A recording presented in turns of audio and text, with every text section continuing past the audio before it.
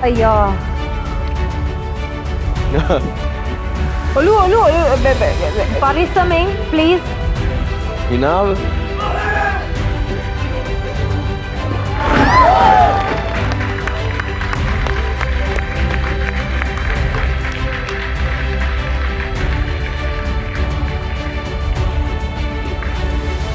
Towel එක දැම්මේ නෑ. ඕනේ නෑ towel.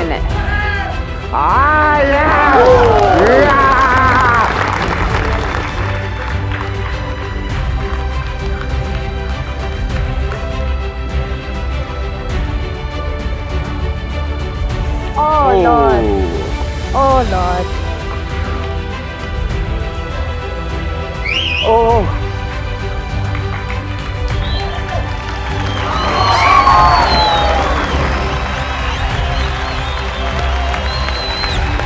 Rukanta. Oh my They God. are not Hari. මේවා ඕකේද? Yes, yes. Arpen. Ha.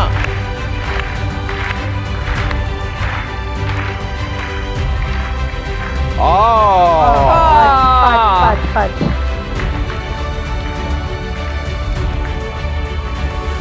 Rukanta.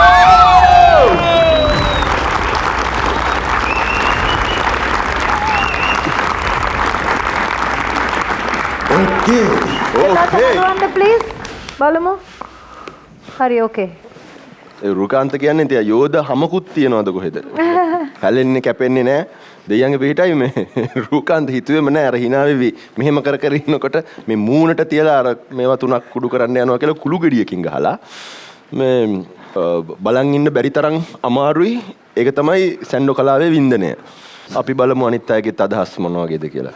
දනු රුකාන්ත ඔයාගේ සැන්ඩෝ ගතිය ඒකටත් එහා ඔයා මේ ලෝකෙටම පෙන්නුවේ ඔයාගේ ජීවිතය මේ ලංකාවට දීපු වෙලාවේ. සෝ ඒකට මම ගරු කරනවා ඉස්සරහම. මම හිතන්නේ මේ ලංකාවම අද ඔයාව ආදරය කරන්න පටන් අරන් ඉවරයි. මම හිතන්නේ ඔයා මේ සැන්ඩෝ ඇක්ට් එකට වැඩිය ඔයා මෙතනින් අපේ ඔළුවේ ඔයා අපිව තියලා යන්නේ ඔයාගේ හිනාවයි ඔයාගේ මනුස්සකමයි. බොහොම ස්තුතියි. Thank you sir.